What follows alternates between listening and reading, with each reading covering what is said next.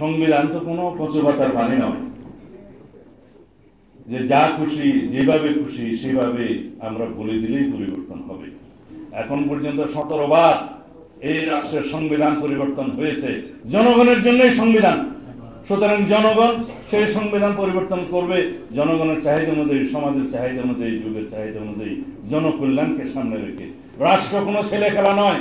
18 কোটি মানুষের ভাগ্য নিয়ে আমরা চিনিমিনি খেলতে পারি না। এই রাষ্ট্রকে একটি নিয়মতান্ত্রিক পদ্ধতিতে চলতে দিতে হবে। কোন রাজনৈতিক দলের অভিসন্ধির কাছে আমরা কোনোদিন মাথা নত করতে পারি না।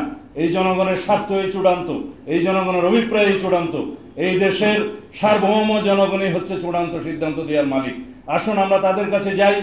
আমরা বলেছি নির্বাচনের দিনে, একই দিনে আর একটা ব্যালটের মাধ্যমে গণভোটের সেই রায়টা নেওয়া যাবে যে এই সংস্কারের মধ্যে ঐক্যমত্য কমিশনের কাছে আমরা যারা প্রতিশ্রুতিবদ্ধ হয়েছে সকল রাজনৈতিক দল, সেই প্রতিশ্রুতির পক্ষে জনগণ আছে কিনা, সেই সনদের পক্ষে জনগণ আছে কিনা, হ্যাঁ অথবা না বলুন। যদি জনগণ হ্যাঁ বলে তাহলে সেই পার্লামেন্ট, সেই নির্বাচিত সংসদের প্রত্যেকটা সংসদ সদস্য আইনানুগভাবে ম্যান্ডেট প্রাপ্ত হবে এই সনদ বাস্তবায়নের জন্য। তারা বাধ্য থাকবে সেই সনদ বাস্তবায়নের জন্য।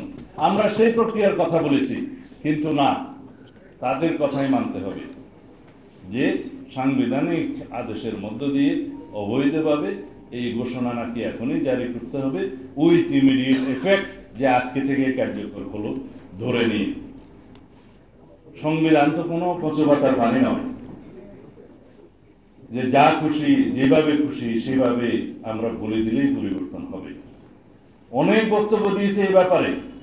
যখন রাষ্ট্র সংবিধান ছিল না, দেশে যখন স্বাধীনতার ঘোষণা দিতে হয়েছিল, বাংলাদেশের উপরে যখন যুদ্ধ চাপিয়ে দেয়া হয়েছিল, তখনকার নির্বাচিত প্রতিনিধিরা এই ভূখণ্ডের জন্য গণপরিষদ গঠন করে স্বাধীনতার ঘোষণাপত্র জারি করেন। সেখানেই জনগণের সামনে তারা বললেন, তারা গণপরিষদ গঠন করলেন। তারাও রাষ্ট্রপতি, উপরাষ্ট্রপতি এবং মন্ত্রী পরিষদ গঠনের জন্য তারা এখতিয়ার দিলেন এবং তারা জনগণের পক্ষে রাষ্ট্র পরিচালনা করলেন। তারা জনগণের পক্ষে সমস্ত আইন কানুন প্রেসিডেন্ট অর্ডারের মাধ্যমে জারি করলেন। সেই বৈধ প্রক্রিয়ার মধ্য দিয়ে বাংলাদেশ চলেছে। পরে সংবিধান হয়েছে, সেই সংবিধান অনুসারে নির্বাচন হয়েছে। নির্বাচনের পরই সেই সাংবিধানিক প্রক্রিয়া রাষ্ট্র রেগুলারলি এসেছে, এখানে কোনো অনিয়ম হয়নি।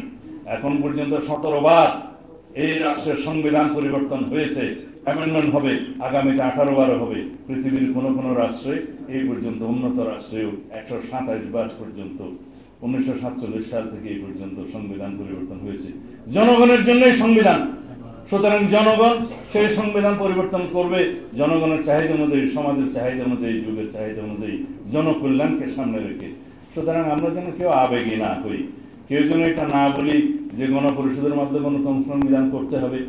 আমি তাদেরকে বলেছিলাম, গণপরিষদের মাধ্যমে নতুন সংবিধান প্রণীত হলে সেই সংবিধানকে আর পরিবর্তন করা যাবে না। 1972 সালে যে সংবিধান প্রণীত হয়েছে সেটা কি গণপরিষদের মাধ্যমে হয়নি?